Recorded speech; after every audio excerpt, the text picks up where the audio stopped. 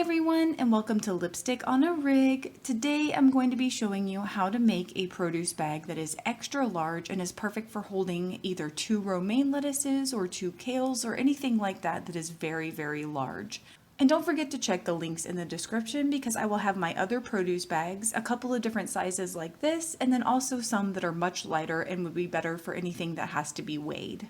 And for this project, we're going to be using size 4 worsted weight cotton yarn. And this is just the Lily Sugar and Cream, and the color is teal. I'm also going to be using a size N or 15 or 10 millimeter crochet hook. We're going to begin by attaching the yarn to our crochet hook using a slip knot, and then we're going to chain 25. And if you're unfamiliar with any of the stitches used in this pattern, then please check the links in the description because I will have my stitch tutorials listed down there for you. And once you have your 25 chains in place, then we're going to skip our first 2 stitches, and diving in the back loop only of our 3rd stitch, we're going to place a double crochet. And then we're just going to place 1 double crochet in the back loop only of each stitch in our row. And when you get to the end of your row, all you're going to do is turn your work slightly so that you can access these front loops right here. And we're just going to continue crocheting our double crochet stitches in these front loops. So go ahead and place 1 double crochet in each of your front loop onlys. And I'm going to be crocheting over my tail, but that's just an option that you have. You certainly don't have to do that. And when you get to the end of your row, it should look something like this. So from here, we're going to begin a continuous loop pattern, which means we won't be starting and stopping each individual row, but instead our pattern is going to act like more of a spiral.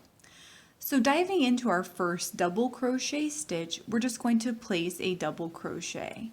And then we're going to continue placing double crochet stitches all the way around our row. And you shouldn't really be able to tell where your row begins or ends, so we're basically just going to place 1 double crochet in each stitch in each row until we build the body of our produce bag. And I went ahead and crocheted 16 rows of placing 1 double crochet in each stitch in my row. So to finish our produce bag off, what we're going to do is we're going to place 1 single crochet in our next 4 or 5 stitches.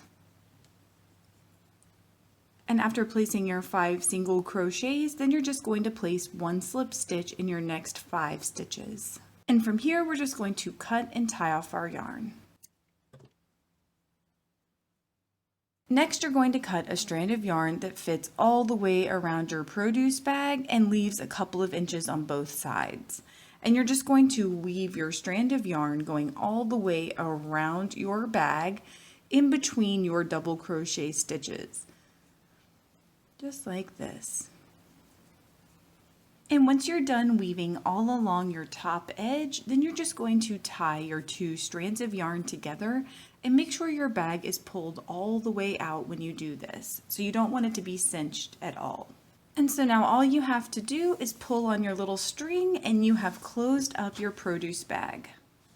Please let me know in the comments below if you experienced any issues while you were making this, and I will do my best to help you out. If this video helped you, please give it a thumbs up and consider subscribing to my channel, Lipstick on a Rig. Thank you so much for working with me, and I hope you have a wonderful, awesome day.